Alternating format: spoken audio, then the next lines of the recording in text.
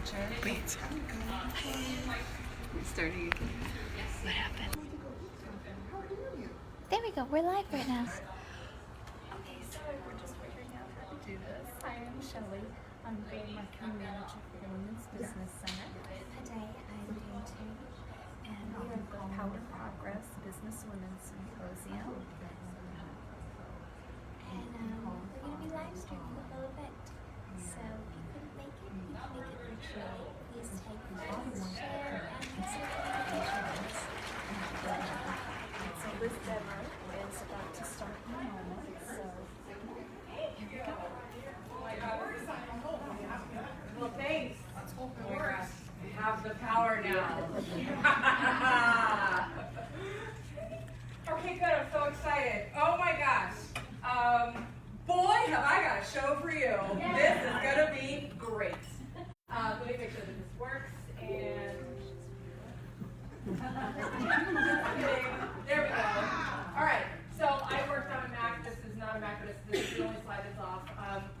Excuse me, ma'am, your wage gap is showing, right? That's the title of tonight's talk. So who has seen me present before or been in my sphere before? Awesome, awesome, awesome. So just a little housekeeping rule, as Jenny and Ellen shared so brilliantly, I'm going to bend your brain a little bit. Get ready.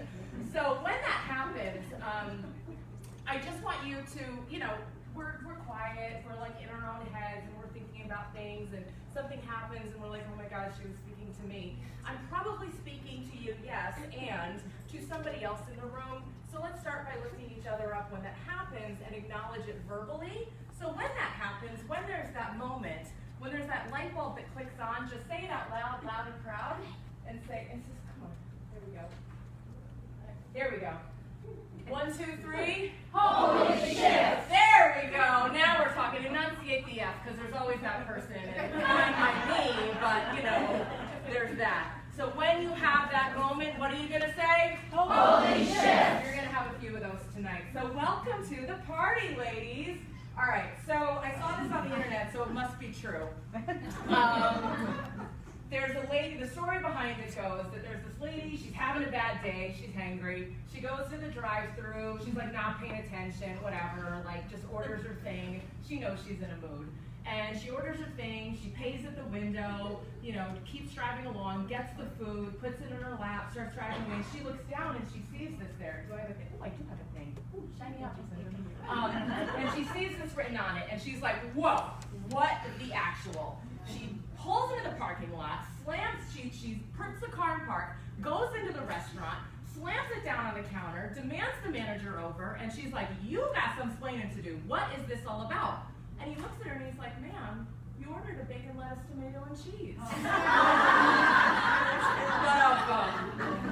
on the internet, it's gotta be true. But do you see what happens is that we're in a mood, we're hangry, that's always when it happens, is when we're hangry, we just need to eat something all the time. That's why we started with food, by the way. Don't throw the meatballs at me. When we're in a mood, when we've got something going on, everything then becomes like the story to validate that experience, right? To validate, we look for the evidence to validate that story that's within us, right? You can see where that shows up. Here's another place where it shows up. Who uses email to correspond with clients or prospects? Everybody. This is where it's gonna get a little auctiony. Let's do it, ladies. We're just gonna say the number. What's going on in that inbox? How many? How many you got? 1250. 1250. Do I hear 4,400. 4,400. Do I hear 5? 5,000. Do I hear 10? 20.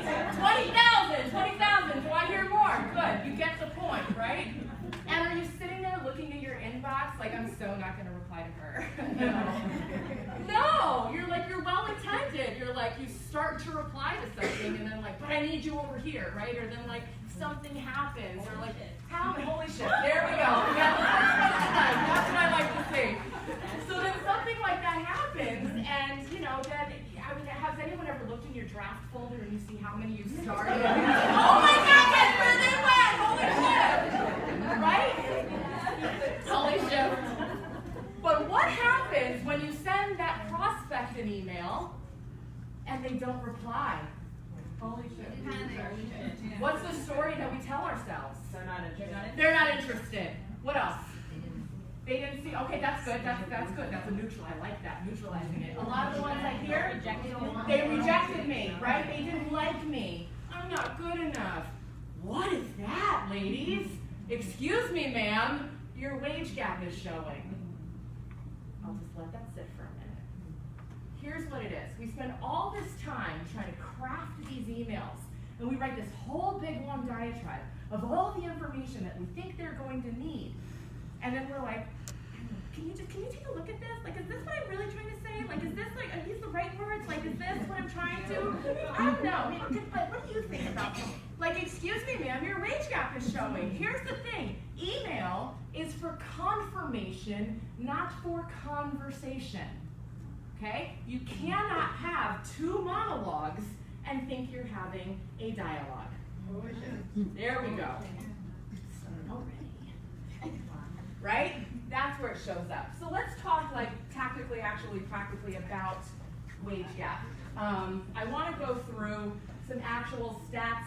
In fact, this is as numbery as we're going to get for the night. It's kind of this opening bit about wage gap really specifically, because I really want to dial in about the situation, okay? So a little humor to get started. Now we're going to get kind of into the numbers. Who knows why this year is important? Daughter of a historian, I love all the fun facts, so bring them to me. Is that the Equal Pay Act? It might be the Equal Pay Act year, I think. That's not what I'm going for. Isn't that the year before the Berlin Wall came down? Berlin Wall came down, possibly. One more? This year or this year? 1988. Okay, 1988, ladies, you want to know this number, you might already. 1988 is the year, who was alive then? Right? In our lifetime. There we go. 1988 is when a woman was able to get a business loan from a bank without a man's signature.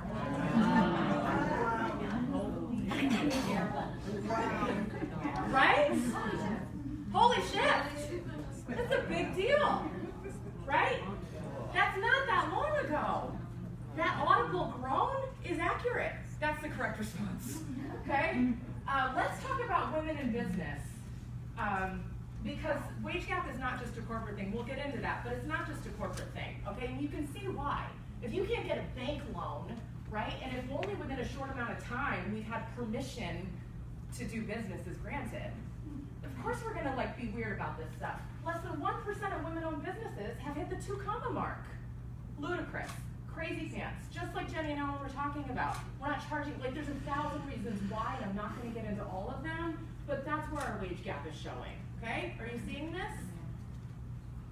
Women in sales. Oh, well, if you're in sales, you know, then you've got a limited income, and then, you know, there's no such thing as wage gap within sales, right? Obviously.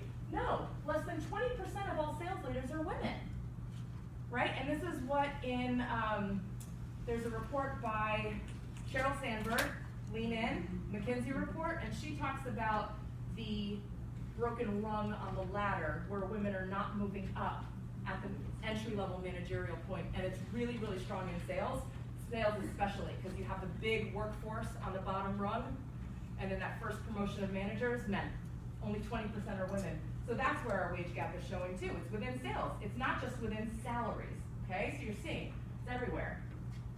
Women close 11% more of sales than men. We're better at it. We're better at it. Damn right. Holy shift. Exactly. Damn right. Is this a safe space, guys? Yeah. It is now. It wasn't before. We're better at it. We are, like 100%, right?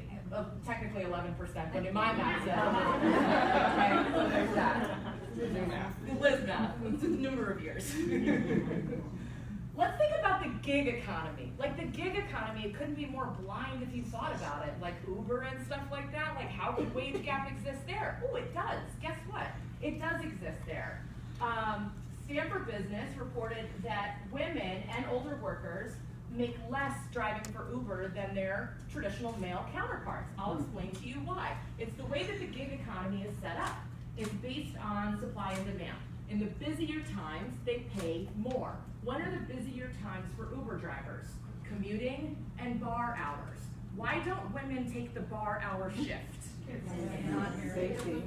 We don't want to die.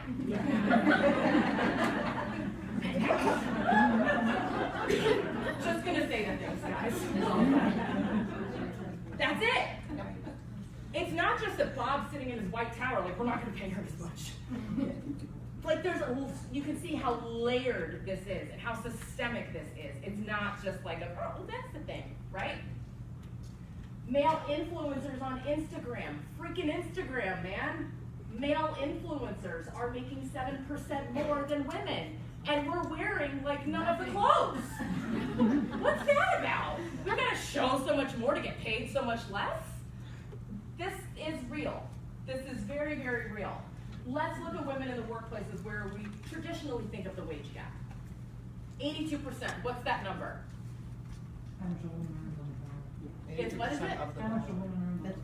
How much a woman earns on the dollar compared to men? Yes, and. Yes, and. Let's throw race in to make this a little spicy, shall we? Because the dollar is a white man, right? And the 82 cents is a white woman. So I'm not going to get into that conversation tonight because I have an hour, but I just want to leave that there. When we're talking about this, we have to talk about that. If we're looking at the data, this is what the data is. 93 cents on the dollar of a white man for an Asian woman, 82 for a white woman, 65 cents for a black woman, 62 cents for a Hispanic woman. I'll hold your hair back.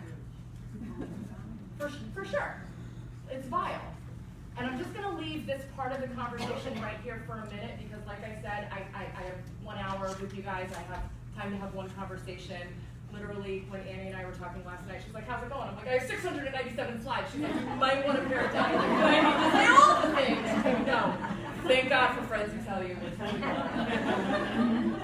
We would have been hearing you next Tuesday. Yes, thank you, Annie, right? Lock the doors. I have to tell them everything. No. But the question is, why is the basis of the conversation racist in nature? I'm going to leave that there and I'm going to come back over here to talk about women, but we just need to acknowledge that that's not right. Annie helped me to boil it down to 3 things. If I have 1 hour to tell you 3 things, it's still not enough time, but I'll play along. So the first of 3 things that I need to share with you, I didn't say you were going to like me by the end of this. I just said I'm going to tell you what I need you to know, right? The first of the 3 things that I need to tell you is, well, before we get into that, what happened this weekend? Let's talk about this for a minute. Can we talk about what happened this weekend? Because I saw something that made me so sick, and it was not this, because if I could do that at their age, I would be naked all the time. Naked.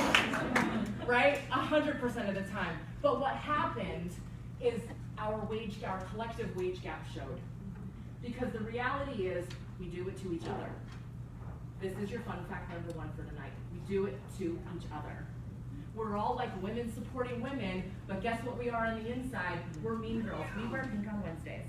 Like, we're mean girls on the inside, okay? And that was shown so freaking clearly Monday on the internet when everyone was like, that's gross. That's not family friendly. I'm sorry, what time is the game on? Why are your kids up? Okay, let's have that conversation. Right? Let's just, enough. Okay? Holy shit, exactly. And we have to acknowledge we do this to women on a daily basis. Why is she wearing that? Why does she look like that? What was she thinking? Where's the standard for that's perfection? Let that go. All right, my thighs are too big. We all have our own stuff, and then we're gonna look at somebody else and stop it. Stop it. Your wage gap is showing. Right? I think this took us back, that conversation took us back 20 years, among other things. I'm not going there, but it's a lot, right? So here's what we get, guys. Y'all keep it up. This is gonna be an exercise. I love the internet. Okay? Right? So I saw it and I was screenshot, still again. When I'm online, I'm doing research, okay? Scrolling up and seeing research. We do it to ourselves. We do it to each other. That's really important to recognize and know and own, but we do it to ourselves. Just like we were talking about.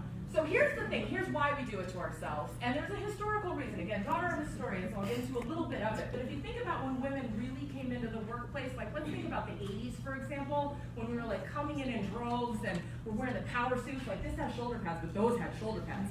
Like, and we're coming in the suits and we're like, I'm coming for your job, because that's what we thought we had to do, because in order to compete, we thought we had to come in with this tough masculine energy, because men are physically stronger than us, right? They'll always have that. We're smarter and way better looking, but like, have that. But fine, they want to be like top. They'll always be able to do more push-ups than us, like except for Serena, like obviously not arm wrestling her. They'll always be stronger, so they have that. So when we step into like competing with a man, we think we need to come in with this like macho energy. And we confuse that, we think that the opposite of that is this feminine kind of like, oh my God, that's so cute. Like we think that that's feminine, and that's not. Don't do that. So it's not, it's just, there's no words. Step into your feminine. Just like, I think part of the challenge is, and this is a whole other TED Talk again, but just consider for yourself, what does that feminine strength looks like? Like we can extract a human from our bodies, and men get the man cold or like sit wrong and they're out. Right? So like, what is that feminine strength? Holy shit. It took a minute, but you guys, all right, stay with me, we're just getting started. So, you know what I mean? So, think about that feminine strength. That's what feminine strength is, but we've confused it with like we have to be masculine or we have to be this like dainty whatever, and it's a really nice in between. And it's when we're in one of those other powers that we kind of falter and we start to do it to ourselves. So I just want you to recognize this is not about shaming ourselves. Don't shame each other. But this next bit is not to shame yourself, it's just to acknowledge where your wage gap is showing for yourself. Just like we did the exercise in the beginning, it's just to notice how to use your words a little bit differently. I'm sorry. Stop it. You know what you say instead? Thank you. I'm so sorry I'm late. Thank you for your patience. Real simple. Real simple. Start just noticing. Just notice the words. And this is where you can go up to your sister and say, when you say, I'm sorry, see? That's when you can start to say things like that, okay? Just notice it with each other. Notice it with yourself. Start to call your girlfriends out on it. Anyone else really clumsy at the I hate the grocery store, but everyone else, like, you bump into somebody at the grocery store, like, accidentally, sometimes it's like, but most of the time it's like, that. But you bump into somebody at the grocery store, you just, like, walk over and accidentally, like, you're looking at the chicken and you get confused. What do they say? For existing? Like, what is that? We can't turn every encounter with every human being into a TED Talk. That would just be like too weird. But just notice now how often it's showing up, how often everyone else is apologizing, and you're going to start to see it in yourself. Notice it. Oh, it's a big one. It's a big one. Not allowed. I'm sorry. My 8-year-old daughter is catching herself on this. I'm sorry. I just, you know, she shifts I just to understood. Right? It's real simple. Just yes. Like just acknowledging it, right? Yes is one that I did put on here because we're so people-pleasy type people. So the people-pleasy, just notice that. It's not to say that yes is wrong, but just notice how many times you're maybe saying it with what energy. Just notice it. Never mind. Nope, I'm going here. Faking it. Faking it. Listen, ladies, if you don't have the ability in the bedroom when you are most naked and vulnerable with somebody else who's most naked and vulnerable, if you can't ask for what you need there, how do you think you're ever going to be able to ask for it anywhere else? Wow. Right? Holy shit. Holy shit. I'm going to take it a step further for you. Don't we get mad when men are like mansplaining to us and they're taking credit for things they didn't do? Where are they getting that idea? I wonder. Oh my God, you were amazing. No, I was for the both of us.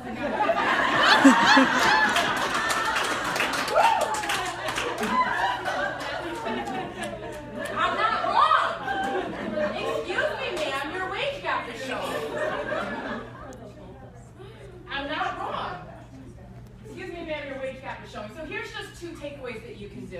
I was talking to a colleague of mine. If you guys want to write down a resource, I strongly encourage you to do this. Write down the words redefining wealth. It's a colleague of mine, Patrice Washington. It's her podcast. She's incredible. She was a key speaker on the Steve Harvey show. She's an incredible human being, and she's got a great podcast, Redefining Wealth. I get nothing from plugging it. I just think it's a great resource. And she gave me this tip that I had a visceral reaction on when I was on the phone with her the other day, getting ready for this talk. She said, when someone asks you to borrow a pen, just say no. Like, this is right here. Just like, no, you just have to say no. And I was like, oh, okay. So just try that on. Just say no. And then what happens? The person falls over and dies? No, they survive. They find another pen. And negotiate in small ways every day. You go to the restaurant, and they give you the bread for free, but you're like watching your carbs and you don't do gluten because you're on keto. Don't say, no, thank you. Instead, say, what can I have instead? Practice negotiating in small ways every day, and it's going to be a lot easier in those big conversations. Is that making sense? I don't know that we're going to have time for even the 3 bits. Okay, bit number 2. This is really important, and this is where we're going to really get into like the mental yoga about this kind of stuff. So I want you to consider the possibility that wage gap is not a money issue. Wage gap is not a money issue any more than obesity is a weight issue. It is a metric, and that's how it shows up. That's how we measure it. But it's not the issue. It's just the metric, okay? The issue is everything that's going on to create that problem. Does that make sense? You guys with me on that? Who has too many shoes? I'm not doing it. I'm not raising my hand. Black leggings? Anybody? Right. Whose kids have too many toys? Every hand goes up twice. Too many books? Yes. Not Kindle. Like, I love the smell. Who's got too many office supplies? They have a problem. Does anyone have that weird item that every time you go to the grocery store, like you need to buy it and then you get home and you're like, why? Shout it out. Green beans right here. What do you got? You know, you're dying over here. You got something. Beans. Toilet paper or something, right? We all have it. We all have it, right? Who here has too much money? Did you hear that? Did you hear it? Weird, awkward silence. Notice it. We have a weird relationship with money. Weird. We do. It's weird. We have a weird relationship with money. Of course we do. Of course we do, right? But we have to acknowledge it because it's what to talk about money? Awkward, impolite, rude, taboo, icky. You just don't do it. You never talk about money, right? That's what, of course. We're not going to stand in our confidence and our power about it, right? You can see like how the wage gap is existing. We're not allowed to talk about it, but just like work your whole life for it in the consumerist economy. Like, your whole world revolves around it. Come on, excuse me, your wage gap is showing. They want us to put more money in our pockets, but it starts at the young age when they don't even give us pockets. Excuse me, my wage gap is showing. Right? Are you seeing this? It's crazy. It's crazy the things we tolerate. Let's talk about money.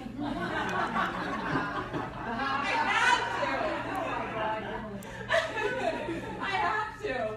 The number one mistake we all make, and again, this is just about noticing it, the number one mistake we all make in conversations around and about money, just notice it, is that we make financial decisions for other people from our own financial positioning and experience. Okay? We make financial decisions for other people from our own financial positioning or experience. And what? No, period. Period. I'll give you an example of where it shows up. They couldn't afford it. They totally could afford it. You know where it really shows up is Lacey was talking about the marketing. This is where you're going to see it show up in the conversations you're having with clients about their marketing, who they think they can and can't go after. That's a wage gap issue. That's a money mindset issue. That's That's where it starts.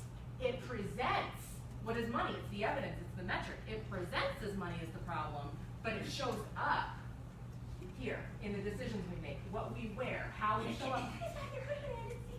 up. It shows up in all of these different places, right? It looks like I don't need a lot of money. I'm not in it for the money. Without my money, I have no business.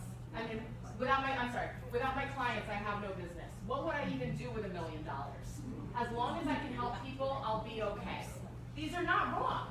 These are money mindsets. They're not wrong at all. Here are some other money mindsets. It's important to know what yours is so you can know how this decision for you is showing up. You can know how your actions are going to be influenced, okay? So just notice without judgment and listen for where this is showing up in past client conversations and negotiations with your partners, with friends, clients, etc. This is one very real set of money mindset beliefs, right? Not wrong. Time is money. My time is valuable. I'm going to charge for it. Without money, I have no business. I can't wait till I'm a millionaire. Saving money is essential to living a good life. Another set of money beliefs. Not wrong, just different. You're looking at the exact same thing from two different sides of the coin. But when we're projecting in conversations our own limiting beliefs onto a conversation, what we're doing is, in a sales conversation particularly, what's more important, the language that you speak or the language that the client speaks? Client, every time. But know that we're just on such a cellular, systemic, subconscious level, we're making these financial decisions in just insidious ways that we don't even hear the conversation coming out. So I've created a few ways to make it easy for you to listen for this, because the money's the evidence. Money's not the thing, it's the evidence of. These are the 4 currencies of conversation. I have a whole training on this within the Sales School for Entrepreneurs that I created, but just notice the 4 currencies of conversation. I use the acronym TEMP if you want to write it down that way. Time, energy, money, and people. And what you can listen for very clearly are these words within conversations with yourself, and within conversations obviously with other people. You're going to hear time, you're going to hear money. Those are the easy ones, those are what I call the hard currencies, very easy to listen for. Soft currency, you're going to hear energy, experience, people, feelings words, right? So that first set of words that I gave you, those are like the feelings words, those are soft currency people. They're not wrong, but just don't go spitting numbers at them.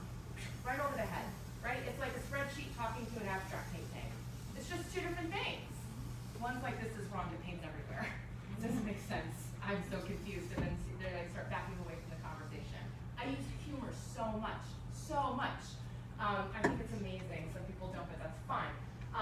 In conversations, when I'm talking to someone who's much more hard currency, they hear my humor as something that makes me stupid, right? So I just have to just shift my conversation a little bit. If I want to move something forward, is it more important that I speak my language and I entertain myself, or that I'm moving something forward with another person?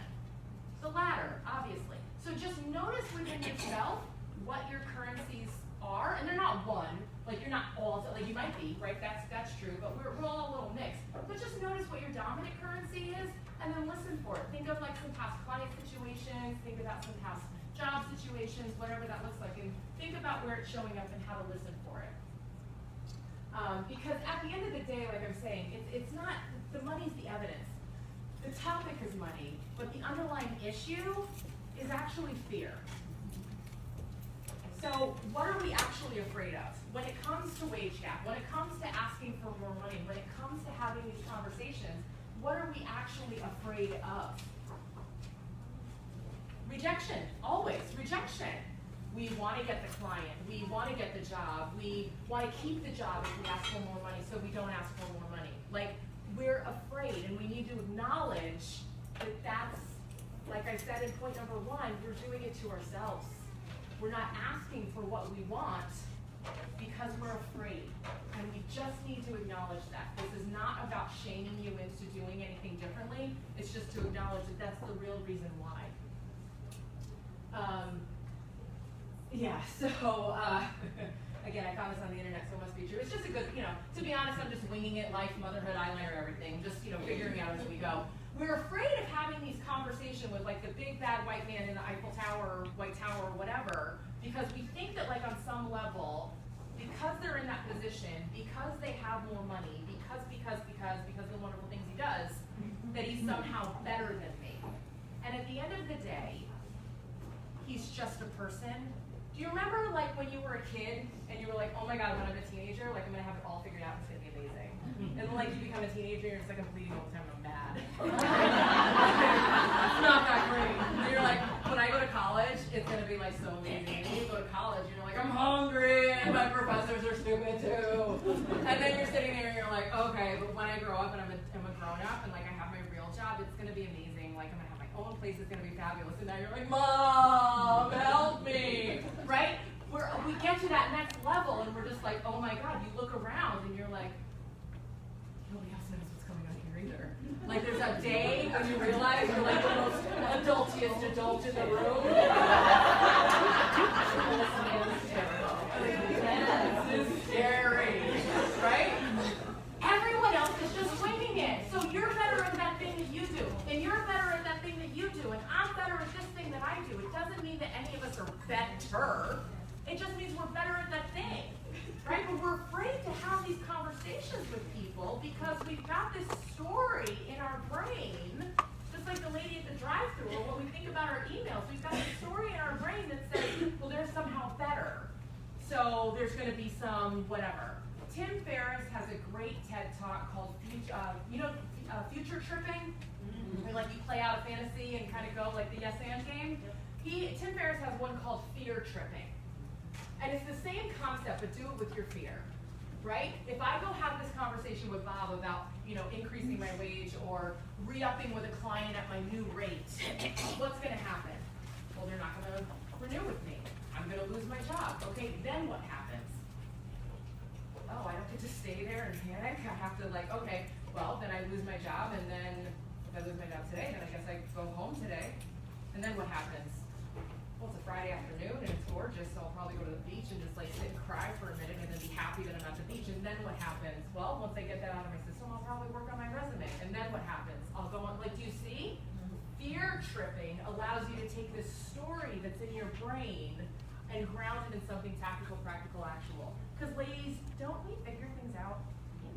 I hate the stereotype in the movie. Oh my God, everything. The stereotype in the movie where the woman's and Reese Witherspoon talks about this all the time. Where she's like, oh my God, help me, sir. When in the history of actual ever has that happened? No, it's out of my way, dude, I got stuff to do, right? That's the more reality of the situation. So when we're approaching things, we need to look at it through the lens of, they don't know either. And I'm really great at this thing that I'm doing. Confidence says, I'm great at this thing that I'm doing. Self-esteem says I am, and I am working on that. But I got confidence down, right? I am great at this thing that I'm doing.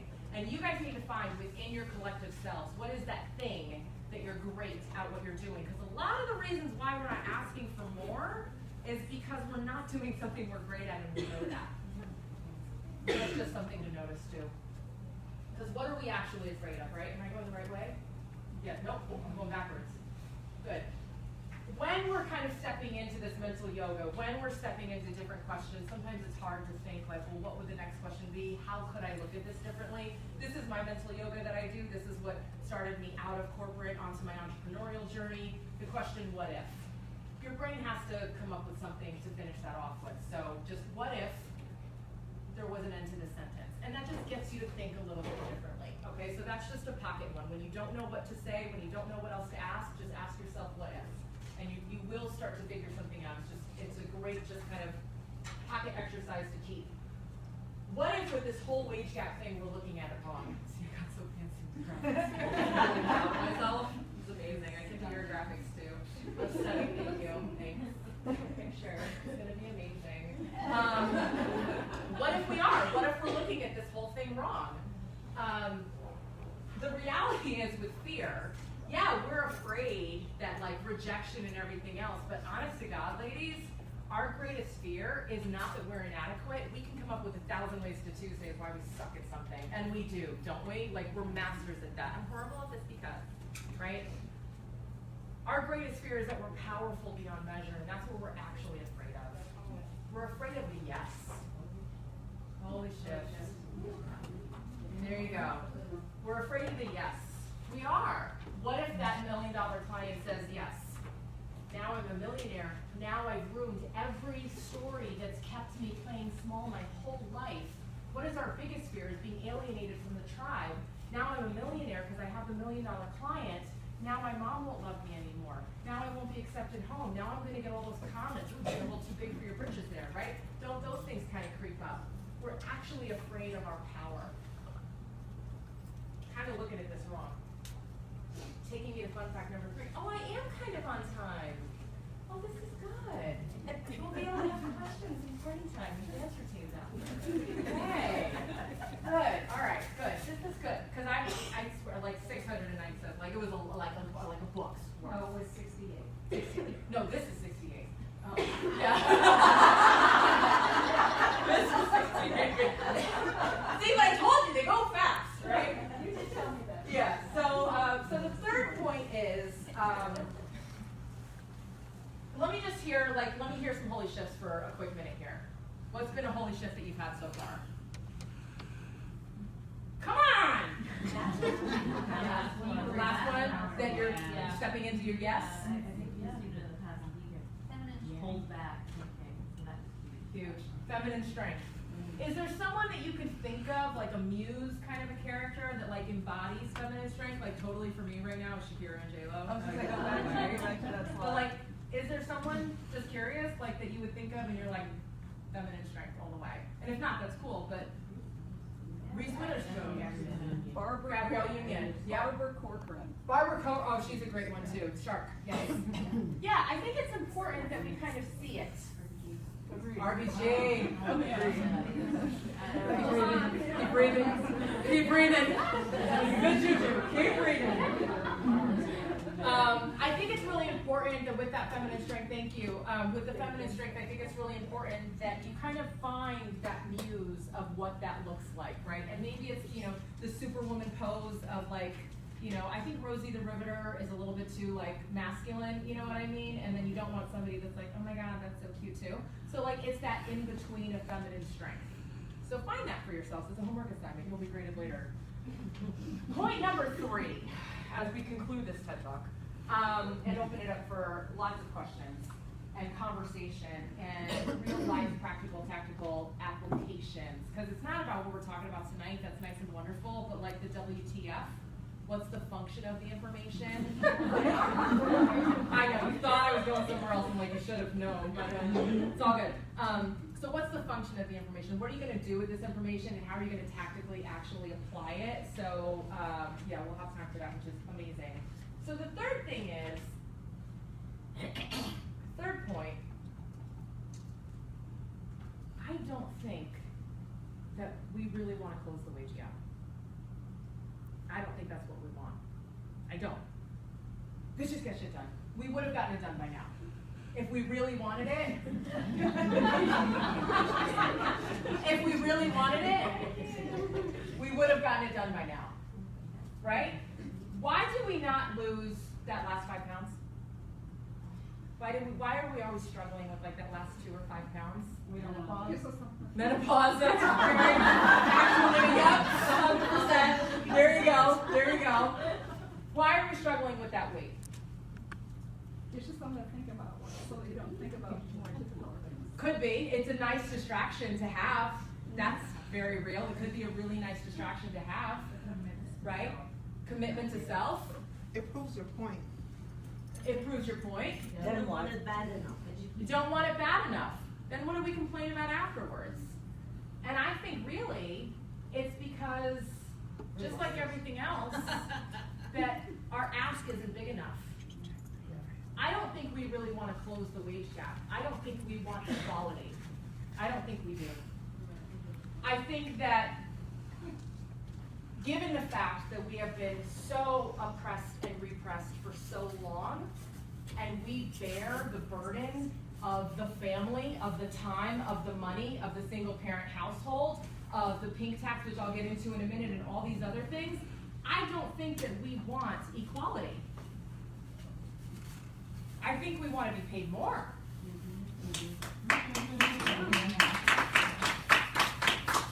I think we're afraid to ask. I know we're afraid to ask. But I think that why we're not asking to close the wage gap is because it's so exhausting just doing life on a daily basis as it is, and we make it work not getting paid as much, and we figure it out, and we do, and then we've got to have these conversations and arguments and like army crawl up our, like, for what, equality? Nah, I'm good. I'll just keep it, like, ain't nobody got time for that, right? But if all of a sudden the conversation changes to like, no dude, pay me more, then what happens in that conversation? What, is he gonna say no? Then pay me the same as you. Here's a fun fact about negotiations. When you want $100, go in and ask for two.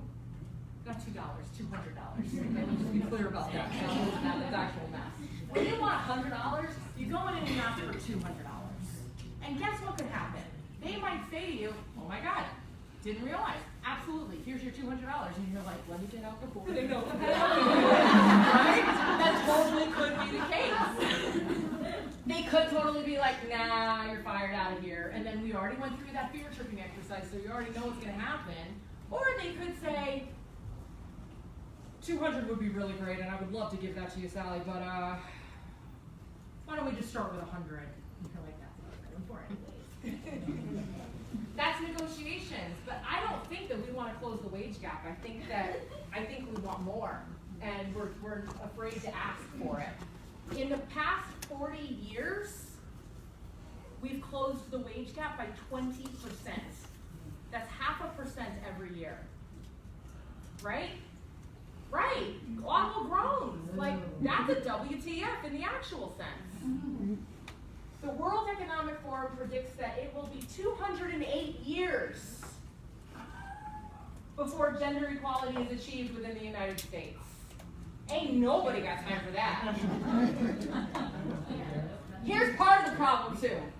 I love this one. More women! What do we want? We don't know! When do we want it? Now!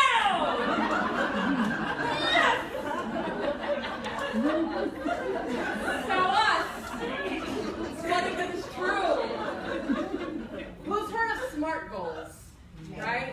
Specific, measurable, We don't have that with wage gap. We don't have that. We're like, equality. That's okay. Right? When? By when? What's the date? What's the date we set on that? Someday. It's gonna happen. Let's go march. I'm not saying anything bad about marches. Go march. Do it. But for God's sake, have a continuity plan to it. Right? The number of corporations that I talk to that have very strong women's initiatives without a continuity plan is startling. Lots of women's initiatives, lots of women's events, lots of women's things, but no direct sales correlation, no direct continuity plan. The second we have an economic downturn, women's initiatives off the table. Because it's a nicety. So it's really important to look at this as not a nicety, but a necessary. Right? Women are the driving economic influencers within the family, within our economy, et cetera, et cetera, et cetera. But when we're looked at across the board, it's like, that's cute. Let's do a wine mixer. Catalina wine mixer. Right? Actually, the Super Bowl party. Just saying, they were amazing. They were amazing for sure. But like the Catalina wine mixer would have been so fun too. Going the wrong way. Currency follows integrity. And when we are looking at the issue of wage gap, and we're looking at money, and we're looking at all these other things, it's going to follow our intention. And right now, this is our intention. It's water on a concrete open surface. Right? We're talking about it, it's out there, but we definitely need to just have more focused dialogue around it. We need to set some intentions. I believe, I'm putting it out there, why not close it up in 5 years? Why not? What if? What if we closed it in 5 years? What does that start to look like from a reverse engineered timeline? Well, it looks like instead of the 5 pounds that we're trying to lose, set the weight loss for 50 pounds, all of a sudden it's not like, I'm gonna totally have that donut and because I'm walking while I'm eating it, it doesn't count, right? We can't do things like that. We can't say, well, I'll wait till my next review. I'll change, I know that I've had that client for a while, so I'll raise my prices with the next client. I've been working with this demographic for a long time and they're really good to me, and I know that one would pay me more, but I'll go after them later. You got a 5-year plan, ladies. Let's get moving on it, right? What does that start to look like to your daily actions? Bolder conversations, more frequently. Now you're like practicing out at dinner, like, I don't want the bread, I want everything else in the kitchen instead. See what they say. Okay, she's on some shit, I'm afraid of her.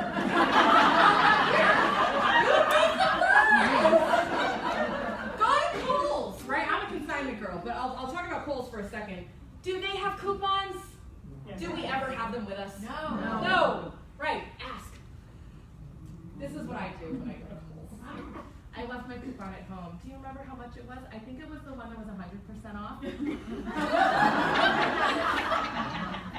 She gets a laugh, I get a laugh, and then I get like 25% off. Totally happy, right? Because the standard I think that they give you was like 10 or 15, but it depends upon what mood you catch her in, but kill enough times, the odds are in your favor, right? Even at the consignment store. You know, they've got the, I'm such a consignment junkie, because I work too hard for my money and I want to do full price. So they've got the date on the tag of when it's going to get its next markdown, and I'm like, that's like 3 days away. And they're like, fine, Liz. They know me like that. What's it hurt to ask?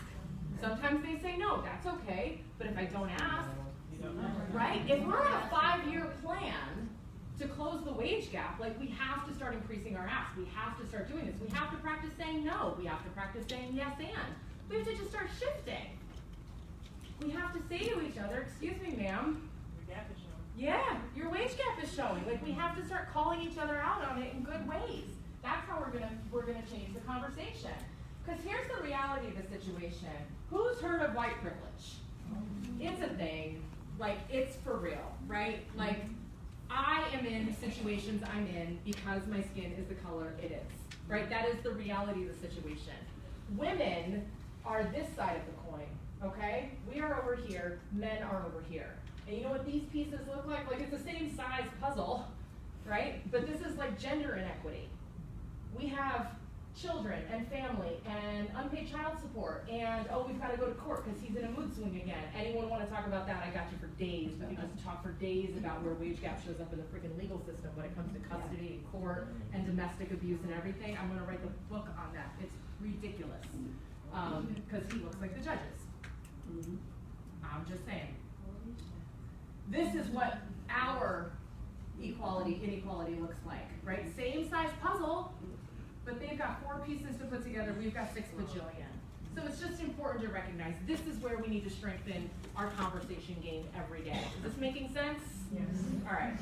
I mean, really, it just comes down to this. Like, this is what we want. Just hashtag pay me more. Who's gonna try that on for size? Yeah, hashtag pay me more. It's not, listen, I'm not saying throw the equality conversation out of the room, right? I'm not saying that any of that is wrong or bad. I'm just challenging you to think a little bit differently, that I don't think that that's what we really truly want. You know, in the words of Jay-Z, difficult takes a day, impossible takes a week. So I really believe that if we set a focused intention to our energy, pick a date for yourself. When do you think the wage gap? Let's go into, somebody start a Facebook group. I've got one called the Conversation Creation Challenge. Conversation Creation Challenge is a free Facebook group where we have conversations like this, and I challenge you to go out and have conversations like this. Free Facebook group, whole bunch of trainings in there. You're more than welcome to join. ConversationCreationChallenge.com or Conversation Creation Challenge is a Facebook group. And I'm just challenging you, just use your words a little stronger, use your words a little differently, use your words in a more impactful way, every day in small ways. And it's like the dress rehearsal, right? You're practicing every day, you're like dating. Who's dating out there? It's awful. We're all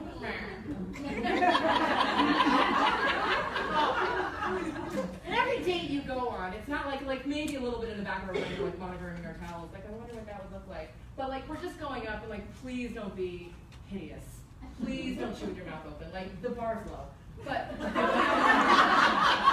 just, please be halfway decent. We're going out and we're dating, and then it's like the accidental situation where like you get rear-ended in slow traffic, and you're like, dude, what was that? You're amazing. And then like you're ready for it, right? So I just want you to think of all these little conversations as like just you're dating. You're dating the trolls. You're just like next, until all of a sudden the conversation is in front of you, and you've had so many bad ones that you're unattached to outcomes. It's just another practice conversation, and they're like, yes, and you're like, and we're doing this, right?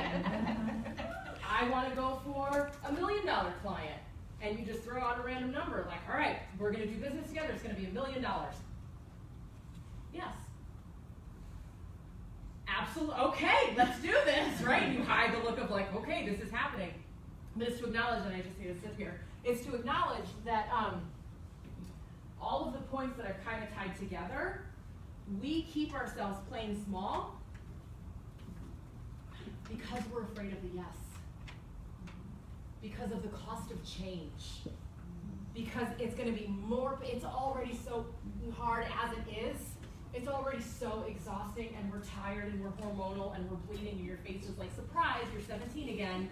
Like, we've got all of these other things going on, and now like you want us to what? Now we have to like ask for more money on top of it? This is so annoying. I just don't know. I'm just fine. Just go away. I'll do it myself. With the kids. Oh my God, I told you 17,000 times to pick up your room. It's fine, I'll just do it myself. We're doing the same thing with financial conversations. I'm just challenging you right now to notice that. And that's where you lovingly say to each other, excuse me, ma'am, your wage gap is showing. Right, that's where that came up. We have to talk about this pink tax, freaking tampons as a luxury tax. Because that's what we think of when we think of luxury ladies. Oh my God, your tampons are amazing. Where did you get them, Tiffany's? Insurance premiums, we're paying more on all of these things. Very real data, but we're earning less. Back to that puzzle piece that I showed you before, this is all part of it. Here is a great report. Change the Story is a nonprofit organization in Vermont that has like this 50-page incredible report, and they put together the stats on the earning less, making less money, but we're paying more. Girls' toys are 7% more across the board for toys and accessories, 4% more for clothing, for children's clothing, 8% more for adult clothing, 13% more for personal care products, because how many products do we have on our body at any given time? Like 72, all of them, just all of them. I've got 54 on my face right now, you know. And then 8% more for senior home, healthcare products, you know, adult diapers, again, a luxury item, I'm sure. Right? We're paying more for all of these things, but we're earning less. It's just real math. It's important to notice. And we can't do the victim thing and be like, Bob, pay us more. No. Money is just the evidence, right? You can see, it's all coming together. Is this making sense? Hashtag pay me more. I want to end, I wouldn't be me if I didn't end with a little poem. I wrote a little poem. Like Stewie, I wrote a poem. Okay, here we go. I'm a poet, and y'all didn't know it. All right, here we go. I'm nervous about this. I'm more nervous about this. Isn't that weird? All right, I can do this. Fear screams as it dies. Truth beats out the lies. Women work for minimum wages. Men prosper through the ages. Race is a side note to a larger issue at hand. Systemic deception built on once stolen land. We carry the torches of the wounds of our ancestors, remaining enslaved to the rules of our oppressors. No more will we allow our potential to be ignored, so we're starting today, evening the score. The time to right the wrongs is right here before us, so join together and sing like a chorus. And to your sister beside you, keep her light glowing. With a gentle whisper, remind her, excuse me, ma'am, your wage gap is showing.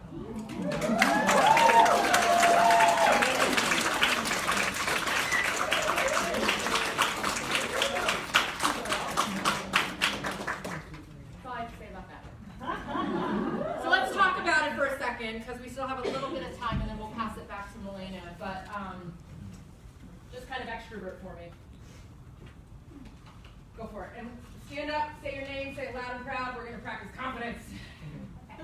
My name's Sarah. That's your, I don't know what I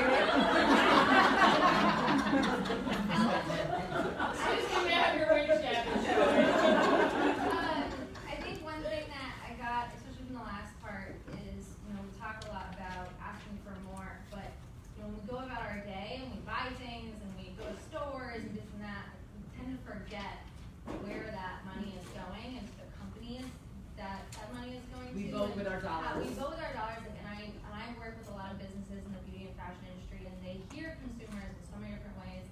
And I think the number one thing is just to add to all of this is when you think about what laundry detergent brand you buy, look at what that company is doing in terms of what programs they have for women. Are they a female-led company? Like I always talk about Patagonia as like a shining star and things that they should be doing. They have daycare like on site. You can visit your kid anytime during the day, and they make sure they have a company culture that promotes like women and education and just things. And sustainability. And sustainability. Yeah, they're like, don't buy our coats, like recycle them, yeah.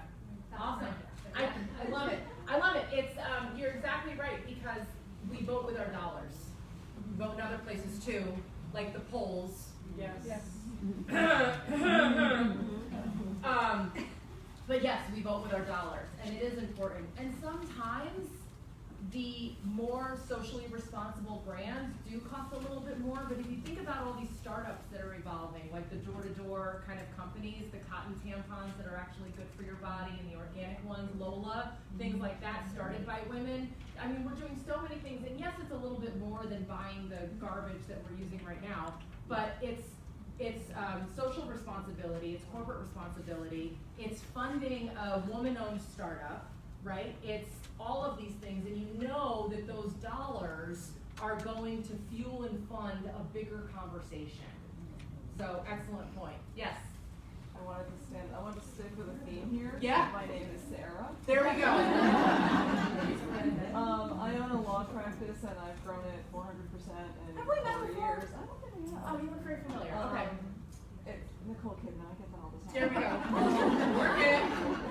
One thing that I heard early on in the growth of my business was if you want to own $1 million business, you have to be the owner of $1 million business. Yes. And you have to start thinking that way. So you get past when you start to make the money and your friends or your mother start to be uncomfortable with that. You start to deal with that in little ways earlier and earlier.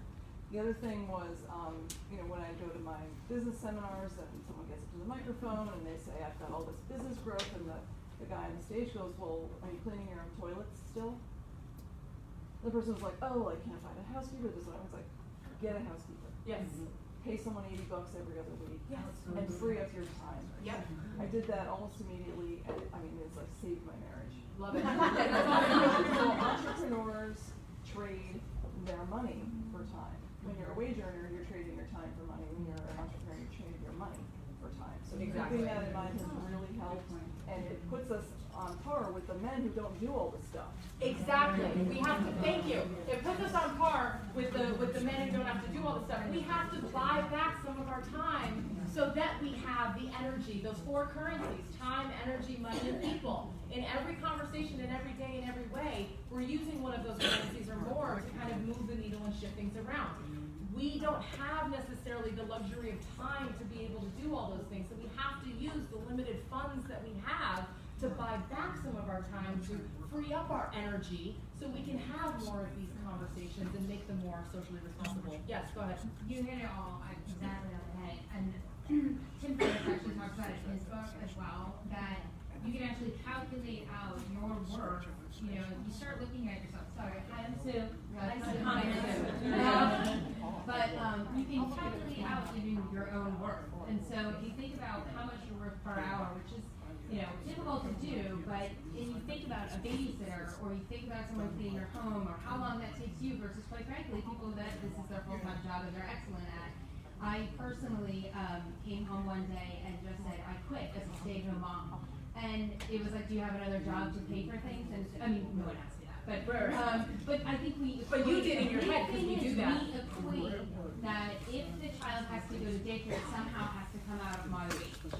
And if I back to work, that's where the money should come from. And I said, I quit, I have no job yet, I'm unemployed. And so, but in the meantime, I need to get that job here because it takes a full time to get a full, to get a job, it takes Full-time you have work. to be able to figure out how to figure out that thing. Exactly. So the upfront investment. Yeah, it's so important. Yes, go for it. Hi, I'm Jen, and this is a great presentation. Thank you.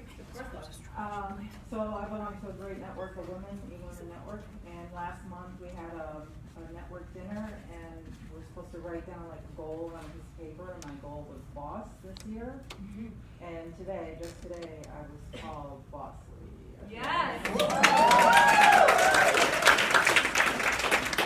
I love it. We have to increase our ask in small ways every day. And this is where you can use this fun language of, excuse me, ma'am, your wage gap is showing, to call each other out when our ask isn't big enough. Not Kim Kardashian style, which I love the Kardashians, by the way, because they created, hate them if you want, but that's shaming, first of all. But second of all, did they not change the generational wealth for the history of their family? Yeah. Like, everyone that wants to hate on them, just notice what that's triggering within yourself. But like, they changed the game, right? Prani, go ahead. So I don't know half of you in the room. One thing you talked about the Shakira and Yes. So there was a Facebook page and it boils my blood, and women saying that, oh, this is for empowerment, then I don't want to be part of it. And I'm like, yes, if I want to be a stripper, it is my choice, and Right. that is empowerment. Don't judge me because of what I choose to do, and it's often women who are judging women. Yeah, not the men. My husband was so happy to see Shakira. Of course! I said, wow, yes, right? There was no judgment. He was just happy, like, wow. Like, Yeah. he was like, yes, maybe I should need to like hold on. He's like, yeah, baby, go. and there are women who are like saying these things. So please, please, please. Yeah. It is a shift. We cannot judge each other. Right. And our choices, right? If somebody wants to run naked on the street, Let them! let's do it! Go for it. I love it. don't avert your eyes, so that's Yeah, something here for me. I love it. I love it. I love it. So, thank you, ladies. Thank you. I think that it's just really important that we all just kind of support each other. We come together. I do have the Facebook group, the Conversation Creation Challenge, because at the end of the day, the money is the evidence. It's free. At the end of the day, the money is the evidence. It's just really about how do we support each other to have these conversations in small ways every day. So that's my resource for you. And secondarily, I'll put it out there that if you want to continue the conversation personally, just give me your business card and we'll set up the time to talk over the next couple of weeks or so, just to see, like, I'm 15 minutes on the phone with you, I can reposition a strategy and get you going on the straight and narrow, and I'm more than happy to offer my help if you're interested. So just make sure you get me your business card so we can connect. Thank you.